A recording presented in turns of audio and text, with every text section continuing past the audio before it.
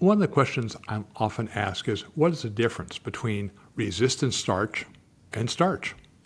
The answer is actually quite a bit. First of all, let's start with starch.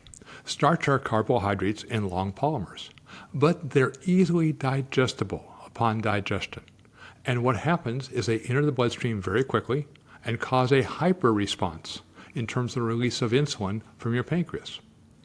Now, resistant starch is different. Resistant starch has basically changed its configuration that's no longer absorbed to any great extent in the small intestine.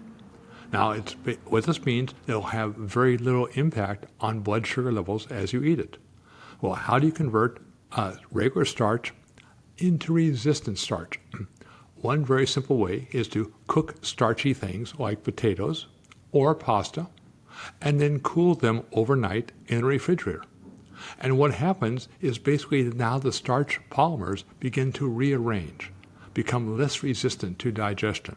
And as a consequence, when you eat now the cooled down regular starch that has been turned into resistant starch, it has a much lower effect on blood sugar levels.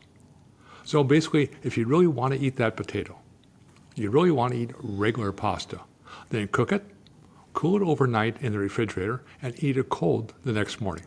Yes, you can heat up in the microwave and really won't affect the resistant starch because the transformation has already been done. But it will do wonders for controlling your blood sugar.